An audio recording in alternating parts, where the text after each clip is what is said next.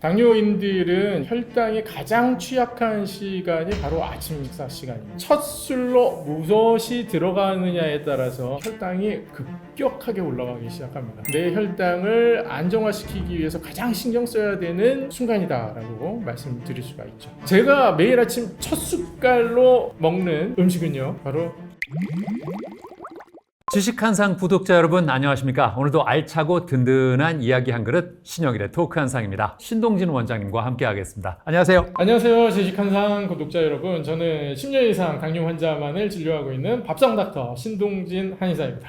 우리 구독자들께서 워낙 친숙하시겠지만 원장님께서는 당뇨를 직접 극복하신 걸로 워낙 유명한 분입니다. 어떤 과정을 거쳐서 극복하셨는지 참 궁금하네요.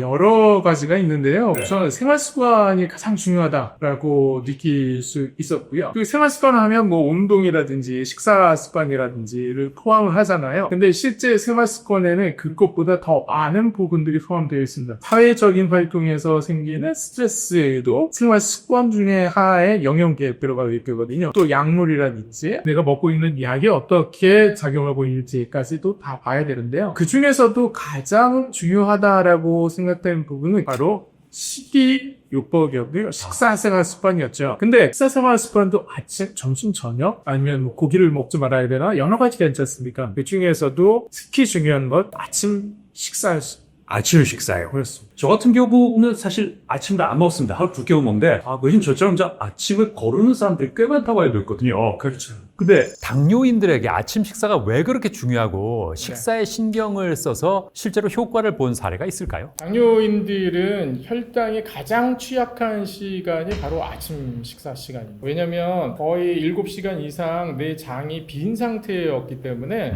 내 장은 바짝 마른 논과도 같습니다. 논과도 같은 내 장에 첫 술로 무엇이 들어가느냐에 따라서 그 성분이 바로 그냥 흡수되기가 아주 쉬운 그런 장 상태를 가지고 있거든요. 그렇기 때문에 당뇨 환자가 만약에 공복 8시간 이후 지난 다음에 백미 또는 죽을 드셨다, 그럼 혈당이 급격하게 올라가기 시작합니다. 그래서 아침 식사는 그만큼 당뇨 환자분들이 내 혈당을 안정화시키기 위해서 가장 신경 써야 되는 순간이다라고 말씀드릴 수가 있죠. 그럼 당뇨인들이 실제로 식단을 어떻게 구성하는 게 좋겠습니까? 첫 번째는 내 장벽을 코팅을 시켜줄 수 있는 음식을 드셔야 됩니다. 무슨 얘기냐면 내 장벽에 식이섬유라는 물질이 코팅이 된 이후에 탄수화물을 드시게 되면 그 탄수화물 흡수 속도를 지연시킬 수가 있거든요. 그래서 아침 식사의 첫 술은 식이섬유가 들어가야 됩니다. 식이섬유요. 그렇습니다. 그 식이섬유 중에서도 수용성 식이섬유가 들어가는 것이 아주 유리한데요. 그 이 수용성 식이섬유라고 하면 진득진득한 물질이 있는 채소를 드시면 됩니다. 진득한 물질이 있는 채소라면 어떤 게 있을까요? 채소라고 부를 수는 없지만 예. 해조류가 있습니다. 해조류 생각나는 거 딱 하나 있긴 있네요. 네. 예. 다시마죠. 그러네요. 네. 네. 다시마, 미역. 그래서 그래서 다시마 드시는 방법도 좋고 미역도 좋은데요. 네. 아침 식사에 미역을 국을 끓여서 드시는 방법도 좋습니다. 그래서 적극적으로 제가 권장드리는 방법은 다시마 또는 미역으로 만든 국을 같이 드시는 방법, 그리고 그 다음에 단백질을 섭취하는 방법이 필요하고요. 단백질 또한 빠르게 포도당을 올리는 음식이 아니기 때문에 식이섬유가 장벽을 코팅하고 그 다음에 단백질이 채워지고 나서 탄수화물이 들어가게 되면 탄수화물과 장벽의 접촉면이 매우 줄어들게 됩니다.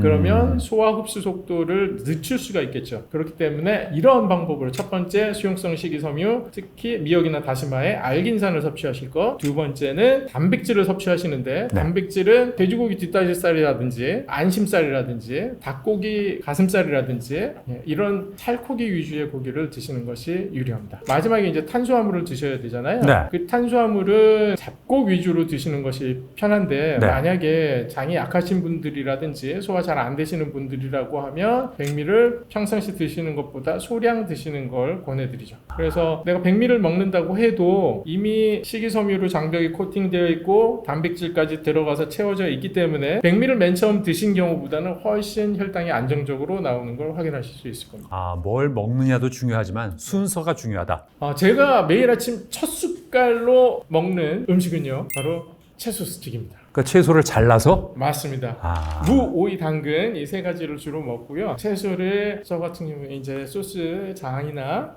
마요네즈에 찍어 먹기도 하고 네. 그렇게 해서 먼저 먹고 그 다음에 단백질 섭취를 하고 그 다음에 탄수화물 섭취하고 이런 식으로 아침 첫 수저를 뜹니다. 아침 식사만큼 또 물을 어떻게 마시느냐도 중요하다고 하던데 이건 무슨 얘기일까요? 물 섭취가 부족하게 되면 당뇨 환자분들은 가뜩이나 혈액이 끈적끈적해서 합병증 발생 위험이 높아지게 되거든요. 네. 혈액을 어떻게 해서든 희석을 하는 방법, 혈액을 묽게 만드는 방법이 필요한데 그게 바로 물 섭취가 기본이라는 거죠. 물 섭취를 많이 안 하신 분들의 혈액은 당연히 더 끈적거릴 수밖에 없거든요. 그렇죠. 물 섭취량이 중요한데요. 몸무게 킬로그램당 30ml 정도를 계산을 하거든요. 60kg인 체중을 가지고 계시면 예. 638이니까 1.8리터의 물을 하루에 섭취하셔야 됩니다. 중간중간에 나눠서 섭취하시게 되는데 보통 종이컵 한 컵이 가득 채우면 200ml 정도가 나옵니다. 그래서 9잔 정도 드시면 1.8리터가 나오겠죠. 보통은 이제 요즘은 생수를 많이 드시니까 생수 네. 보통 크기 정도가 500ml. 500ml, 예. 요거 4개 정도. 그래서 1리터 조금 안 되게 드시는 방법이 필요한데요. 보통 아침에 일어나서 물 한 잔을 드시라고 말씀을 드리고요. 그리고 식간에 한 번씩 드시고 중간중간에 더 챙겨 드시게 되면 하루에 9잔 드실 수가 있는데 이 9잔 드시는 게 안 드셨던 분들은 힘들어 하세요. 그렇죠. 예, 쉽지 그리고 않다고 또, 하더라고요. 맹물을 드시는 것도 힘들어 하시는 환자분들 계셨어요. 그런 경우에는 끓여서 또는 차를 우려서 드시는 방법도 괜찮은데 그러면 난 편의점 가서 그냥 옥수수 혐차, 뭐 헛개차 이런 거 사다 먹으면 되지 않을까라고 생각하실 수 있겠는데 방금 말씀드린 두 가지 종류는 다 이뇨작용이 있습니다. 어허. 그래서 이뇨작용이 있는 차류는 피하셔야 되고요. 예. 그걸 드셨다고 하면 그건 물 섭취량에서 빼야 됩니다. 아, 그 정도인가요? 맞습니다. 그리고 어. 똑같이 빼야 될 거 커피입니다. 커피도 마찬가지로 이뇨작용이 있기 때문에 네. 그래서 내가 마신 커피 그리고 술도 마찬가지고요. 아 그러면 난 맹물을 못 먹는데 그럼 무슨 차를 먹으면 좋겠느냐? 보리차 드시는 거 괜찮고요. 보리차. 예. 그리고 또 결명자차 괜찮습니다. 결명자 뭐 눈에 좋다고 많이 추천을. 그렇습니다. 예. 예. 눈에 좋은데 실제로는 간에 좋기 때문에 눈에 좋다고 하는 거거든요. 아. 당뇨 환자분들은 제일 튼튼해야 될 장기가 췌장이지만 그 외에 간과 콩팥이 매우 중요한 역할을 하거든요. 아. 그래서 간에 좋다고 하는 결명자차도 많이 보내드립니다. 그렇군요. 그러니까 만약에 하루 8잔을 드셔야 되는데 커피를 한 잔 마셨다. 네. 그러면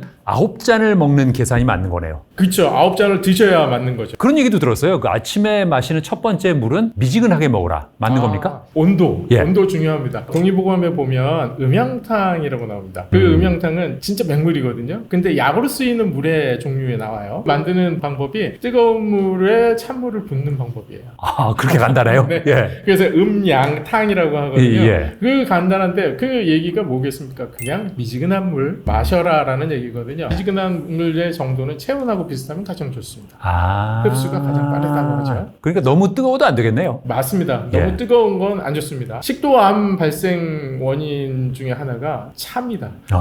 40도 이상의 차. 그렇기 때문에 뜨거운 차 조심하시고 미지근하게 체온과 비슷한 온도로 물을 드시는 게 가장 좋죠. 아침에 그리고 물 대신 꿀물 먹는 거 혹시 도움됩니까? 아, 그런 속설이 또 있었어요. 예. 아침에 꿀물 먹으면 당뇨 고칠 수 있다라는 아. 얘기가 있었거든요. 근데 저는 권해드리지는 않습니다. 꿀물 같은 경우에는 꿀이 문제인데요. 네. 꿀은 과당이 70% 정도 가지고 있거든요. 예. 과당과 포도당은 서로 다른 형태를 가지고 있어요. 그래서 혈당계를 측정을 하시는 당뇨 환자분들은 그 혈당계가 과당을 측정할 수 있을까요? 라는 의문을 가지셔야 됩니다. 과당은 측정이 안 됩니다. 그래서 포도당만 측정하는 기계예요. 그래서 내가 과당을 과하게 섭취를 해도 포도당이 크게 올라가지 않는 걸 알 수가 있거든요. 근데 문제는 그렇다면 그럼 괜찮은 거 아니냐? 아닙니다. 과당도 들어가면 혈액이 끈적끈적해지거든요.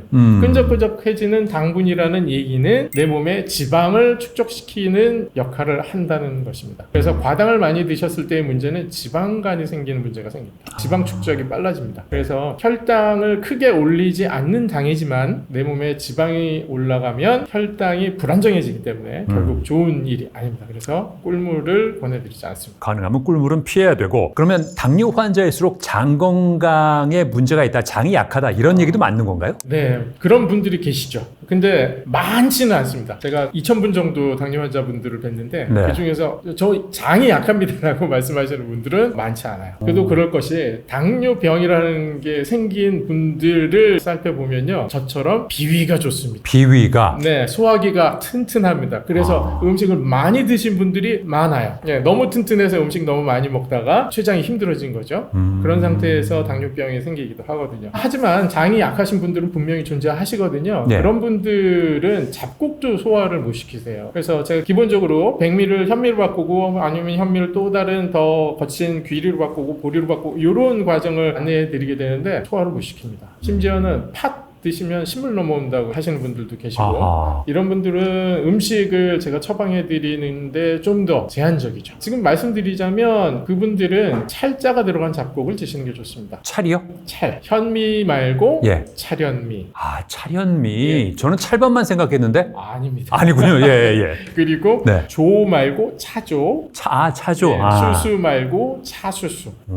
이런 식이죠. 그래서 이분들의 소화기가 약하기 때문에 이렇게 예. 찰자 들어간 잡곡들을 우선적으로 드시는 것이 당뇨 이겨내는데 좀 더 도움 받으실 수가 있습니다. 장이 예민한 분들 같은 경우에 그렇게 이제 앞에 뭐 찰자 들어가는 거 네네. 드시고 또 다른 건 괜찮을까요? 채소도 있죠. 채소도 생채소 드시면 소화를 잘 못 시키시거든요. 네. 대번 설사하십니다. 채소도 다 익혀서 드시는 것이 좋습니다. 익히거나 살짝 데쳐서. 그래서 양배추도 찐 양배추 드시는 것을 많이 권해드리죠. 아, 쪄서. 네. 아까 무, 오이, 당근 말씀하셨는데 그럼 다 쪄서 먹으면 훨씬 낫다는 말씀. 쪄서 먹으면 괜찮습니다만 네. 훨씬 낫습니다라고 말씀드릴 만한 채소는 또 따로 있어요. 주로 잎채소들이 그렇고요. 네. 무나 오이 쪄서 먹으면 별로 맛이 없어요. 그거 좀, 예, 손이 안 갈 것 같은데요. 네, 맞습니다. 무도 예. 그렇고요. 네. 그래서 잎채소 위주로 쪄서 드시는 것들이 편리하죠. 그럼 뭐 흔히 우리가 부드럽다고 딱 떠오르는 바나나나 이런 건 네. 어떻습니까? 과일 종류에서 이야기를 드리면 바나나는 GI 지수가 높아요. 게다가 부드러워요. 혈당에 매우 안 좋습니다.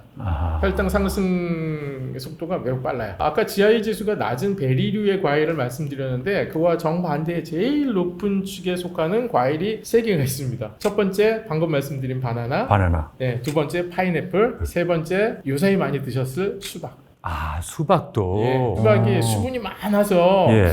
내 건강에 이로울 것 같은데 그렇지 않습니다. 그 세 가지 종류는 당뇨 환자분들이 공히 피하시는 것이 유리합니다. 하나같이 맛있는 건데. 네, 그렇죠. 장이 너무 예민한 당뇨 환자분들은 이것만큼은 꼭 피해라 하는 음식이 있을까요? 우선 단단한 음식들은 다 피하셔야 됩니다. 단단하다고 하면 이제 견과류도 드시는 게 조금 힘들어서 피하셔야 되겠고요. 네. 견과류에 좋은 지방들이 많이 있고 단백질 공급원으로 많이들 권해드리는데 장이 예민하신 분들은 견과류 많이 못 드세요. 그래서 견과류 조금 조심하셔야 된다 말씀드리고, 아까 말씀드린 생채소들 피하시는 것이 좋고요. 그리고 부드러운 음식을 많이 찾으시게 되는데 부드러운 음식도 가능하면 껍질이 있는 곡식류를 갈아서 드시는 것이 더 유리합니다. 아. 네, 그래서 귀리 있거든요. 예. 귀리도 제가 많이 권해드리는데 장이 약하시고 예민하신 분들은 그 귀리를 거칠게 갈아서 죽을 끓여서 드시는 걸 권해드리거든요. 귀리죽. 예, 귀리죽 괜찮습니다. 그렇군요. 그럼 저 혈당 조절이나 장 건강에 그 음식을 냉장고에 넣었다 먹으면 도움되는 부분이 있을까요? 예, 냉장고 지금 말씀하시니까 또 기억이 나는 것들이 있어요. 네. 우선 속설 중에 또 하나 있죠. 밥을 냉장실에다가 좀 놔뒀다가 먹으면 저항 전분이 생겨서 혈당 조절에 유리하다. 맞아요, 들어봤어요. 있습니다. 예, 예. 그리고 올리브 오일을 뿌려서 밥을 해도 좋다 이런 얘기도 있고요. 예. 당이 예민하신 분들은요 그렇게 드시면 탈납니다.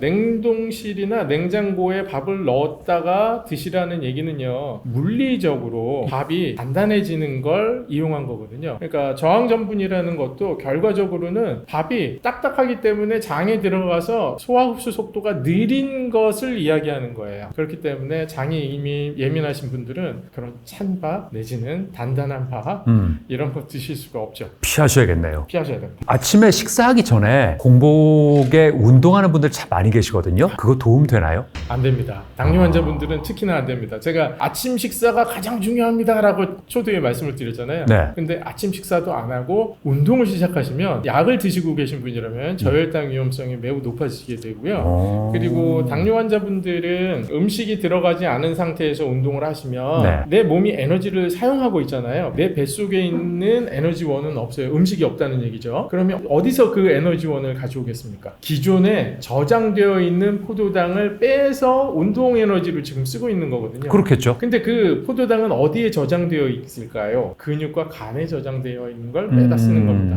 그러면 공복에 운동을 하시면 근육을 늘리기는커녕 오히려 근육이 빠지는 결과가 나오기도 합니다.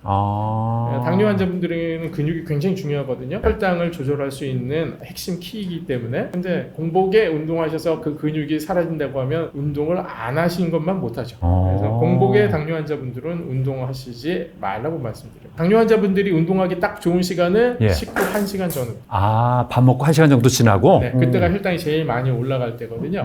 그때 운동하시는 것이 가장 적합합니다. 그 사람들이 공복에 운동을 하는 이유가 뭔가 열심히 땀을 흘리고 샤워하고 밥을 먹으면 그때 밥맛이 올라온다 이렇게 느끼거든요. 네. 그게 안 되는군요. 일반인들의 경우입니다. 자, 그럼 우리가 당뇨하면 우선 약으로 다스려라 이렇게 말씀하시는 분도 계시는데 음식으로 당뇨를 좀 극복을 하는 거에 대한 조언을 부탁드리겠습니다. 음식을 통해서 당뇨를 극복할 수 있는 방법이 분명 존재하거든요. 생활습관 교정을 통해서 나의 당뇨약을 줄이고 더 나아가서 당뇨약을 완전히 끊을 수 있는 분들이 계십니다. 모든 당뇨 환자분들이 다 그렇게 하실 수 있는 건 아니지만 그렇게 당뇨약에서부터 자유롭게 벗어나실 수 있는 분들이 제가 보기에는 반수 이상이십니다.